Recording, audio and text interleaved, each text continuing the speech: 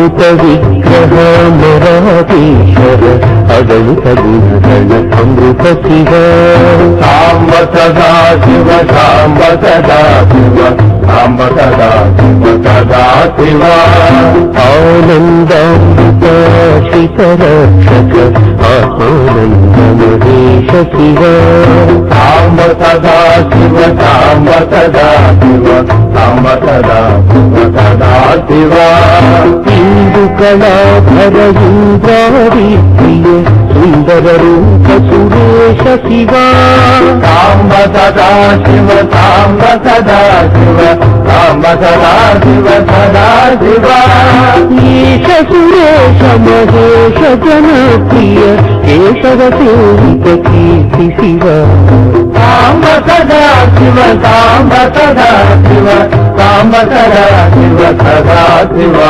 పురగాది ప్రియ భూషణ శంకర నరక వినాశన కేశ శివ సాంబ సదా శివ సాంబ సదా శివ సాంబ సదా శివ సదా శివ మూర్జిత దానవ నాశ పరాత్పర అర్జిత పాప వినాశ శివ సాంబ సదా శివ సాంబ సదా శివ సాంబ సదా శివ సదా శివ సాంబ సదా శివ సాంబ సదా శివ సాంబ సదా శివ సదా శివ సాంబ సదా శివ సాంబ సదా శివ సాంబ సదా శివ సదా శివ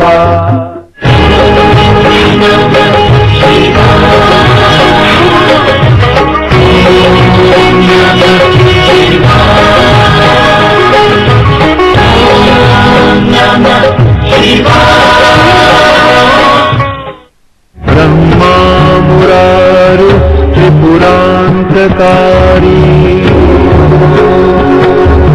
భాను శశి భూమి సుతో బుధశ్చ గురుశ్చ శుక్రః శని రాహు కేతవః కుర్వంతు సర్వే మమ సుప్రభాతం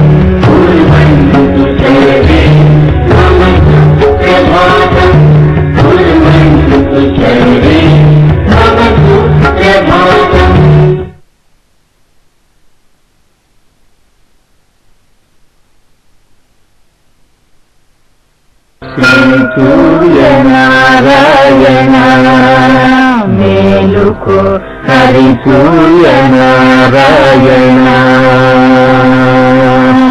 శ్రీ సూర్యనారాయణ మేలుకో హరి సూర్యనారాయణ పొడుస్తూ బాలుడు కొన్న పువ్వు ఛాయ కొన్న పువ్వు మీద దొగడ పువ్వు ఛాయ శ్రీ సూర్యనారాయణ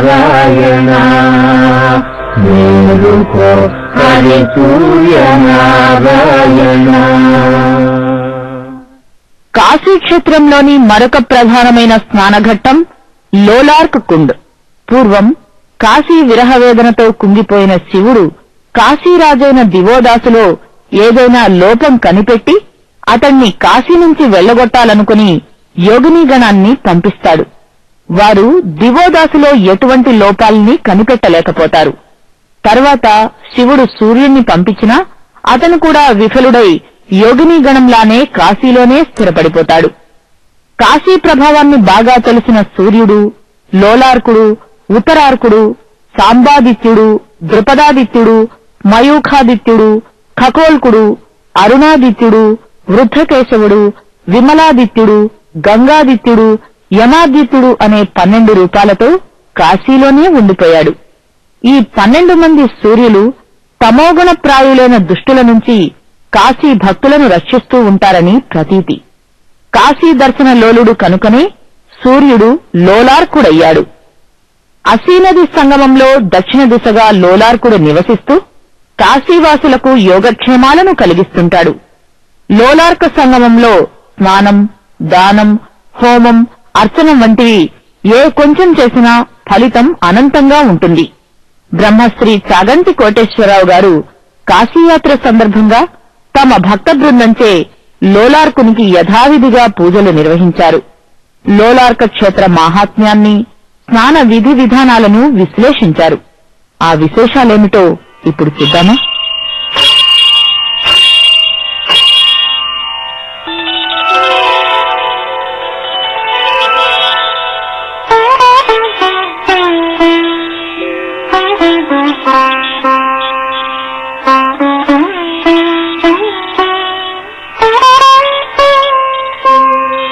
ఆదిదేవ నమస్తుభ్యం ప్రసీద మమ భాస్కరా దివాకర నమస్తుభ్యం ప్రభాకర నమోస్తుతే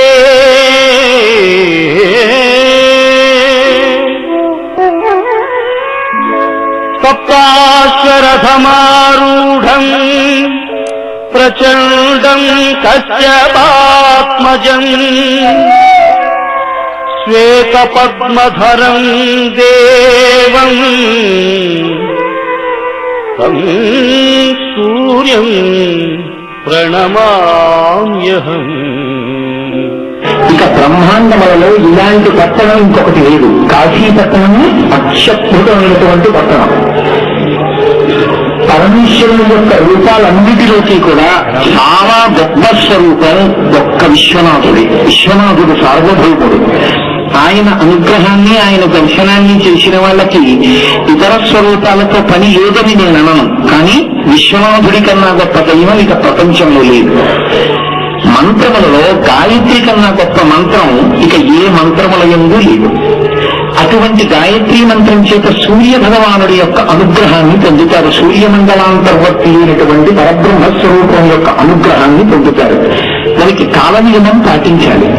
పాటించి యజ్ఞోపవీతం ఉన్నవాడు ఎవడు నాకు అర్ఘ్యం ఇస్తున్నాడు అని చూస్తూ ఉంటాడు సూర్యుడు. జగచ్చక్షుడు కాబట్టి ఎవడు వేల పట్టిన అర్ఘ్యం ఇవ్వలేదో, ఎవడు గాయత్రీ మంత్రం చేయలేదో వాడు భ్రష్టుడు. కాబట్టి ఎవడు గాయత్రి చేస్తున్నాడో, ఎవడు సంధ్యావందనం చేస్తున్నాడో వాడు కృతజ్ఞుడు. వాడు భగవంతుని యొక్క అనుగ్రహాన్ని పొందుతాడు. ఆయురారోగ్య ఐశ్వర్యములను పొందుతాడు. బ్రాహ్మణులకు, వైశ్యులకు, క్షత్రియులకు యజ్ఞోపవీతం ఉంటుంది. తదితర వర్ణముల వారికి, ఈ మూడు కాని వారికి యజ్ఞోపవీతం ఉండదు. యజ్ఞోపవీతం ఉండదు కాబట్టి వాళ్ళు గాయత్రి మహామంత్రాన్ని అనుష్ఠించరు, చెయ్యరు, జపం చేయకూడదు. మరి వాళ్ళకి ఎలా కలుగుతుంది? గాయత్రీ మంత్రం చేసినంత శక్తి పొందాలంటే వాళ్ళు ఏం చెయ్యాలి అని అడిగారు. సూర్య భగవానుడి యొక్క అనుగ్రహం చేతనే ఆరోగ్యం నిలబడుతుంది. ఆరోగ్యం భాస్కరాది చేత్. సూర్య భగవానుడి యొక్క పరిపూర్ణమైనటువంటి అనుగ్రహాన్ని పొందాలన్నా, గాయత్రీ మహామంత్రాన్ని ప్రతిరోజు చేసినంత శక్తిని పొందాలన్నా కనీసం అప్పుడప్పుడు 4వ వర్ణంలో ఉన్నవాళ్ళు ఇప్పుడు చేసేటటువంటి ప్రక్రియని చెయ్యాలి. ఇది చేసినట్లయితే భగవంతుని యొక్క పరిపూర్ణమైన కృపని పొందుతారు. ఇది వాళ్ళు చేయొచ్చు, మిగిలినటువంటి వాళ్ళు చేయొచ్చు. మిగిలిన వాళ్ళకి సంధ్యావందన ప్రక్రియ ఉంది కాబట్టి వాళ్ళు రక్షింపబడతారు. కానీ ఇది కూడా చెయ్యవచ్చు. కాబట్టి ఇప్పుడు మీరు చక్కగా దీన్ని చూడండి. దీన్ని లోలార్క కుండము అంటారు. శాస్త్రంలో ఒక మాట చెప్తారు, ఎంత గొడ్రాలైనా సరే బిడ్డలు పుట్టని వాళ్ళు ఈ లోలార్క కుండంలో ప్రతిరోజు స్నానం చేస్తే, కాశీవాసం చేస్తే మహాత్ముడైనటువంటి కొడుకు జన్మిస్తాడు అని. అంత శక్తివంతం ఆ కుండం. ఆయనకి లోలార్కుడు అని పేరు. దివోదాసు వృత్తాంతము అని ఒక వృత్తాంతం. పరమేశ్వరుడు ఒకనకొకప్పుడు సూర్య భగవాను ఇక్కడికి పంపించాడు ఒక ప్రత్యేక కార్యం మీద. ఆయన వచ్చి కాశీపట్టణాన్ని చూశాడు. చూసి ఇంత గొప్ప పట్టణం, ఇంత గొప్ప గంగానది, ఇటువంటి కాశీపట్టణం కన్నా ఇంకా నాకు లోకంతో సంబంధమే ఉంది. కాబట్టి నేను ఇక్కడ ఉండిపోతానని ఆయన ఇక్కడే లోలార్క కుండం అంటారు. ఈ కుండ స్వరూపంలో సూర్య భగవాను ఉండిపోయాడు. అందుకే ఈ ప్రాంతం సూర్య భగవానుడికి విశేషమైనటువంటి ఆరాధన, అపారమైన సూర్యశక్తితో ఉంటుంది. ఇక్కడ కూర్చుని సూర్యుడికి 108 కాదు, 1000 కాదు, 70 నామములు చెప్తారు. ఆ 70 నామములను ఎవరు చెప్తారో ఎర్రచందనంతో ఎర్రటి పూలు ఆ కుండంలో వేసి ఎవరు నమస్కారం చేస్తున్నారో వాళ్ళకి సూర్య భగవానుడి యొక్క అనుగ్రహం కలిగి ఆయువు ఆరోగ్యము పొంది తీరుతారు అని శాస్త్రం చెప్తోంది. అంత పవిత్రమైనటువంటి ప్రదేశానికి ఇవాళ మనం వచ్చాం. నేను ఇప్పుడు అది ఎలా చేయాలి అనేటటువంటి ప్రక్రియని ఇక్కడ చేయిస్తాను. మీ అందరూ చక్కగా నమస్కారం చేస్తూ ఉండండి. నేను నామాన్ని చెప్పించినప్పుడు అందరూ కలిపి చెప్పండి. కన్నా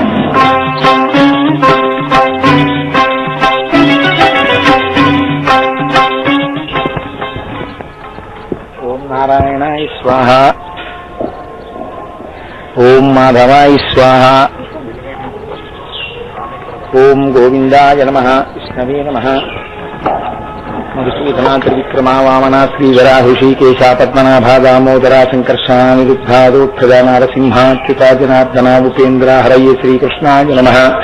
ఉత్తిష్టంతు భూతపిశాచాః ఏతే భూమి భారకాః ఏతేషాం విరోధేన బ్రహ్మ కర్మ సమారభే.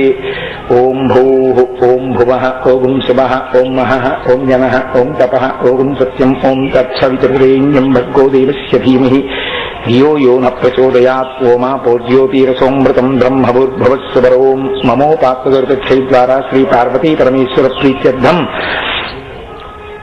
శ్రీ మహావిష్ణోరాజ్ఞా ప్రవర్తమానస్యాద్య బ్రహ్మణః ద్వితీయ పరార్ధే శ్వేతవరాహ కల్పే వైవస్వతమన్వంతరే కలియుగే ప్రథమ పాదే జంబూద్వీపే భరతవర్షే భారతఖండే మేరోః దక్షిణ దిగ్భాగే ఇంధ్వస్యోత్తర ఆర్యావర్తకదేశే అసీ వరుణాయోర్మధ్యదేశే ఆనందవనే మహాశ్మశానే గౌరీముఖే త్రికంటక విరాజితే భాగీరథ్యా పశ్చిమతీరే బ్రహ్మనాళే ఆది మహామణికర్ణికా క్షేత్రే ఉత్తరవాహిన్యా విశ్వేశ్వరాదిత్రయత్రిశత్కోటిదేవతా గో బ్రాహ్మణ హరిహర గురుచరణ సన్నిధౌ అథ సౌరచాంద్రమానాభ్యాం తథ వికృతీనామ సంవత్సరే దక్షిణాయనే శరదృతు కార్తీకమాసే శుక్లపక్షే ద్వాదశిన్యాం గురువాసరే శుభనక్షత్ర శుభయోగ శుభకరణ ఏవంగుణ విశేషణ విశిష్టాయాం శుభదిగౌ శ్రీమాన్ శ్రీమతః ధర్మపత్ని సమేతస్య సకుటుంబస్య మమ సహిత సర్వభక్తమండలీ శ్రేయస్సిద్ధ్యర్థం ధర్మార్థకామమోక్ష చతుర్విధ పురుషార్థఫల సిద్ధ్యర్థం సమస్త దురితోపశాంత్యర్థం ఉషా ఛాయా పద్మినీ సమేత శ్రీ సూర్యనారాయణ పరబ్రహ్మ అనుగ్రహ సిద్ధ్యర్థం లోలార్కకుండ సమీపే సూర్యనారాయణారాధనం కరిష్యే. నీళ్లు ముట్టుకోండి. యమునే చైవ గోదావరి సరస్వతి నర్మదే సింధు కావేర్యౌ జలేస్మిన్ సన్నిధిం కురు. ఆయాంతు శ్రీ సూర్యనారాయణమూర్తి పరబ్రహ్మ ఆరాధనార్థం కలశోదకేన దేవం ఒక్కసారి అలా విసరండి. దేవం ఆత్మానం పూజా ద్రవ్యాన్ని సంప్రోక్ష్య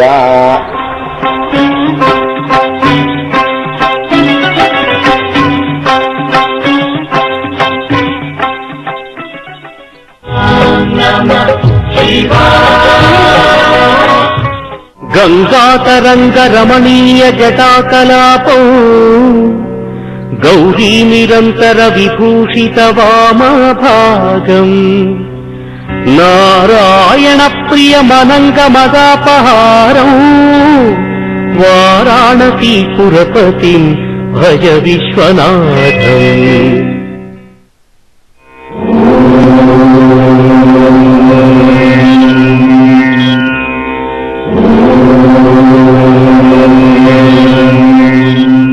జీవితం మారిపోతుంది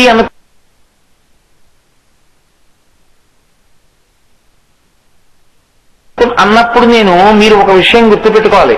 బట్ట మారిపోతుంది అని నేను చెప్పట్లేదు, బట్ట రంగు మారిపోతుంది అని నేను చెప్పట్లేదు. ఏదో ఈ బట్టలు కాకుండా ఏదో ఒకే రకమైన రంగున్న బట్ట కట్టుకోవాలి అని నేను నిర్ధారించట్లేదు.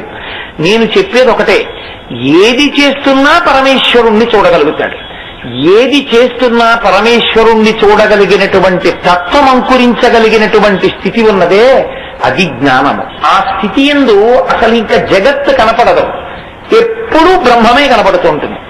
పానీయంబులు త్రాగుచున్ కొడుచుచున్ భాషించుచున్ హాసలీలా నిద్రాదులు చేయుచున్ తిరుగుచున్ లక్షించుచున్ సంతత శ్రీనారాయణ పాద పద్మజుబడి చింతామృతాస్వాద సంధానుండై మరచంచురారితుడే తద్విషమున్ భూవరా. నీళ్లు తాగుతూ అన్నం తింటూ తిరుగుతూ ఆడుతూ మాట్లాడుతూ కూడా పరమేశ్వరుణ్ణి చూస్తుండేవాడు. అసలు ఆయనకి మరచంసురాదిసుతుడే తద్విశ్వమున్, అసలు విశ్వాన్ని మరిచిపోయాడు. విశ్వమునందు విశ్వనాథుడే కనపడుతున్నాడు తప్ప అసలు విశ్వము కనపట్టలేదు. మనకు విశ్వము కనపడుతుంది తప్ప విశ్వనాథుడు కనపడ్డాడు.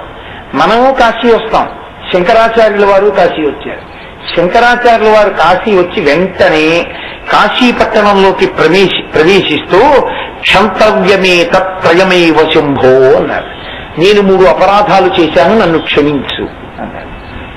ఏమిటి 3 అపరాధాలు? అంతటా విశ్వమంతా నిండిపోయిన విశ్వనాథ, నువ్వు కాశీలోనే ఉన్నావని చూడ్డానికి వచ్చాను. ఇది మొదటి అపరాధం. రెండవ అపరాధం, పాపములను కడుక్కోవడానికి గంగానదిలో ప్రవేశిస్తున్నానన్న భావనతో వచ్చాను తప్ప పాపము చెయ్యకుండా ఎలా బ్రతకాలన్న స్పృహని కోల్పోయి వచ్చాను. నిజంగా శంకరులాది మన కొరకు చెప్తున్నారు, ఎలా మనం కాశీగా మారాలో చెప్తారే. 3, అసలు నేను ధ్యానం చేయడం ఏమిటి? కాశీ వెళ్ళాలి విశ్వనాథుణ్ణి చూడాలని. అవాంగ్మానస గోచరుడవైన నిన్ను నా మనసుతో వాక్కులతో ధ్యానం చేసి భజించి గండకాలు స్తోత్రాలు పాడి నిన్ను అందుకోవచ్చు అనుకోవడం 3వ తప్పు. ఈ 3టికి నన్ను క్షమించని కాశీలోకి వచ్చారు. అది శంకరుడు. అందుకు మహానుభావుడయ్యారు. అదిగో ఆ జ్ఞానం అంకురించేటటువంటి స్థితి యందు అంతటా ఈశ్వరుడే కనపడతాడు. అందుకే ఒకే ఒక్క చోట కాశీ పట్టణంలో శంకరులతో వెడుతున్నటువంటి శిష్యులు పక్కకి తప్పుకోండి అని కొంతమందిని అంటే వెంటనే 4 కుక్కలతో సురాభాండాన్ని చేతపట్టుకున్నటువంటి వ్యక్తిగా కనపడి నన్ను తప్పుకోమంటావా, నాలో ఆత్మని తప్పుకోమంటావా అంటే మనీషా పంచకం శంకరాచార్యుల వారు కాశీపట్టణంలోనే చేశారు. అంటే విశ్వమంతటా విశ్వనాథ దర్శనం అవడం ఏదో అది జ్ఞానము. అది కలగనంతసేపు మాయ కమ్మి ఉంటుంది. ఆ మాయాస్వరూపిణి అయినటువంటి అమ్మవారుందే, ఆవిడ తిప్పుతున్నంతసేపు ఎప్పుడు ఇంద్రియ సుఖాలను భవించాలన్న కోరికలే. ఆవిడ అనుగ్రహం కాని ఒక్కసారి కలిగిందా పరమేశ్వరోపాసనలో జీవితం తరించిపోతుంది. దానికోసం ఎక్కడికో వెళ్ళిపోయి ఉన్నవన్నీ వదిలేసి ఎక్కడో ముక్కు పట్టు కూర్చుంటారని మీరు అనుకోకూడదు. శంకరాచార్యులు వారు సౌందర్యలహరి చేస్తూ ఒక మాట చెప్తారు, జపో జల్పశిల్పం సకలమపి ముద్రా విరచన గతి ప్రాదిక్షణ్యాక్రమణమచనా జహుతి విధి ప్రణామ సంవేశ సుఖమఖిలమాత్మార్పణ దృశ సపర్యాపర్యాయస్తవ భవతు ఎన్నే విలసితం అంటారు. జపో జల్ప. మాట్లాడేటప్పుడు ఈ మాట ఎక్కడి నుంచి వస్తోంది నాకు?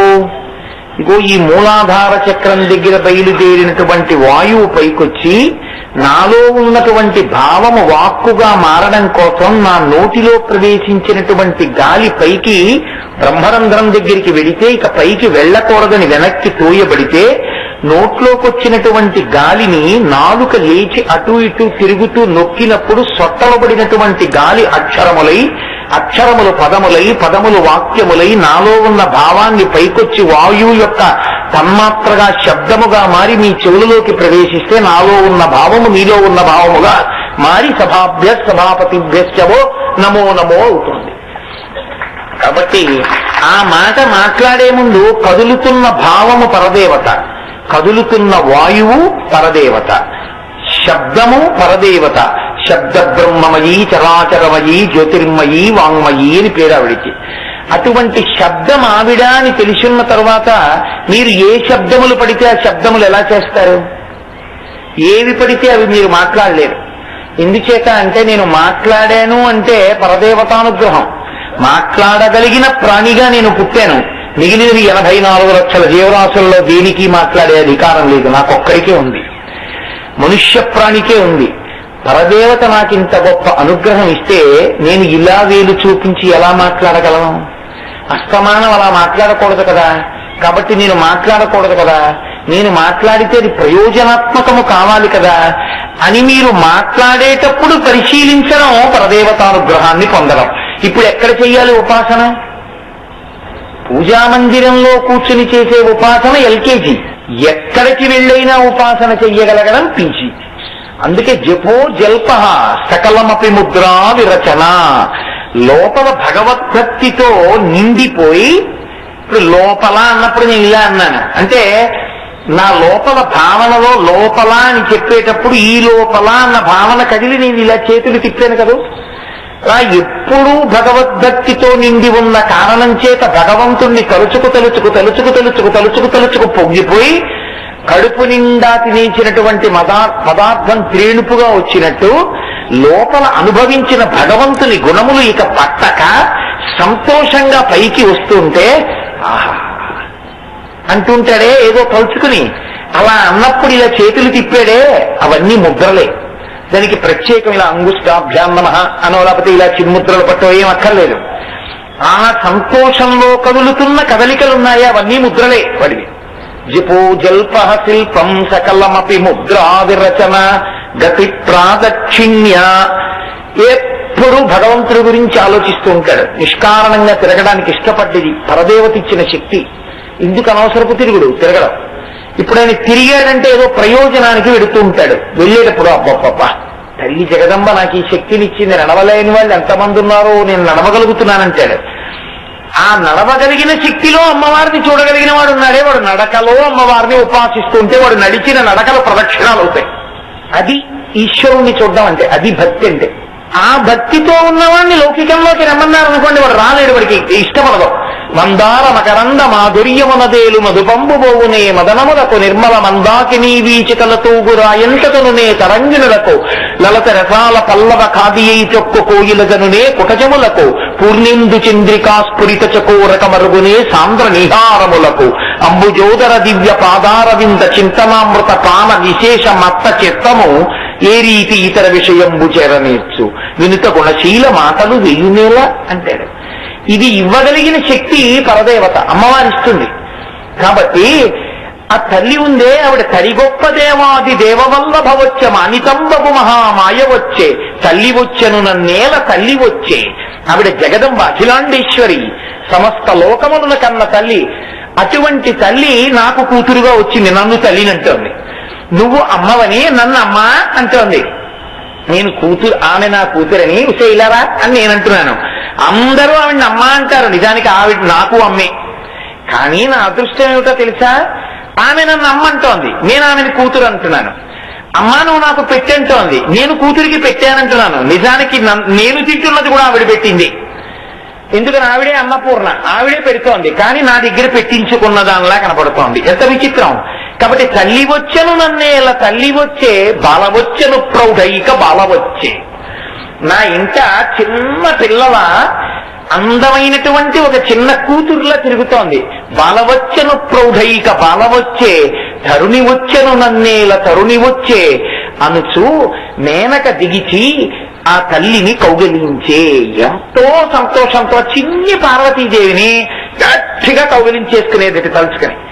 ఆ పిల్లమ్మ ఉండమ్మా నేను ఆడుకోవాలమ్మా అని చేతులు విదిలించుకుని ఆ చిన్ని గాజులు చేతులు గల్ గల్ అంటూ మంజీరములు పెట్టుకు తిరుగుతుంటే ఆ హిమవంతుడు ఆ మేనకాదేవి ఎంత పొంగిపోయారో, అంత సంతోషపడుతున్నారు.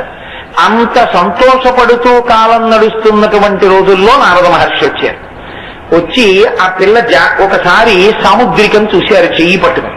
ఆయన పద్మావతి కళ్యాణంలో పద్మావతికి చూశారు, పార్వతీ కళ్యాణంలో పార్వతీదేవికి చూశారు. ఆ ఎడంచి చూసి, ఆడపిల్లకి ఎడంచి కదా, ఆ ఎడంచి చూసి అమ్మా మహానుభావుడమ్మా, సమస్త లోకములకు సృష్టికర్త, స్థితికర్త, ప్రళయకర్త, మూడుగా ఉండేటటువంటి చెక్కు చెదరని షడూర్ములకు అతీతుడైనటువంటి సచ్చిదానంద పరబ్రహ్మమైనటువంటి పరమశివుని యొక్క ఇల్లాలమ్మా అని ఇంట తిరుగుతున్నది. ఈ పిల్ల పెద్దదై పరమశివుణ్ణి వివాహం చేసుకుంటుంది. ఎప్పుడెప్పుడు ఈ పార్వతీ కళ్యాణం జరుగుతుందా అని లోకాలు ఎదురు చూస్తున్నాయి తారకాసుర సంహారం కోసం. కాబట్టి ఈ పిల్ల పరమేశ్వరుడికి భార్య అవుతుందమ్మా అని చెప్పారు. చాలా సంతోషించారు తల్లిదండ్రులు. ఈ పిల్ల పెరిగి పెద్దదవుతోంది. ఈలోగా శంకరుడు హిమాలయ పర్వత ప్రాంతముల యందు తపస్సు చేసుకోవడం కోసం వచ్చాడు. ఆయన ఎప్పుడూ తపస్సు ఎందు ఉంటాడు, తనలో తాను రమించిపోతుంటాడు. ధవళవపుషమిందోర్మండలే సన్నివిష్టం భుజగవలయహారం భస్మ దిగ్ధాంగమీశం మృగయ పరశుపాణిం చారుచంద్రార్ధమౌళిం హృదయ కమల మధ్యే సంతతం చింతయామి. ఆయన ఆ పైనుంచి చంద్రవంక మించి పడుతున్నటువంటి ఆ అమృతధారల్ని కింది రెండు చేతులతో పట్టుకుని పైకెత్తి పోసుకుంటూ ఉంటాడు. ఇలా పోసుకునేటప్పుడు మళ్లీ కింద పడుతున్న ధారుల్ని మళ్లీ కింది 2 చేతులతో పట్టుకుంటుంటాడు. అలా 4 చేతులు కదుపుతూ అమృతధారలు పోసుకుంటుంటాడు. అదో చిత్రమైన స్వరూపం.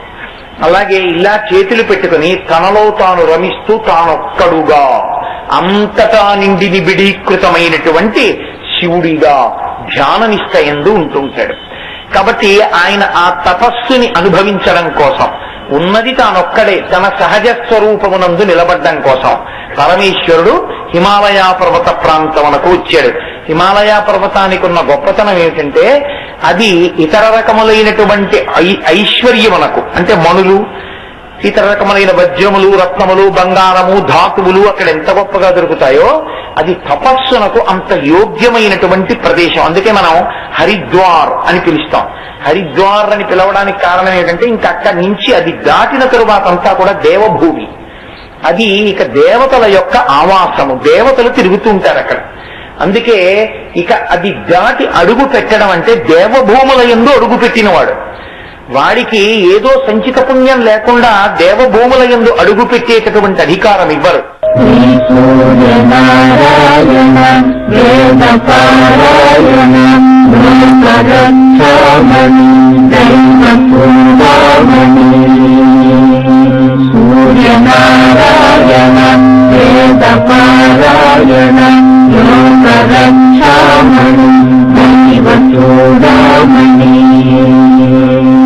ఆత్మరక్షా నమః పాపశిక్షా నమో విశ్వకర్త నమో విశ్వభర్త నమో దేవతా చక్రవర్తి పరబ్రహ్మమూర్తి త్రిలోకైకనాథాధినాథ మహాభూతజగంబు నీవైద్రోనల్లప్పుడు భాస్కరా హస్తరా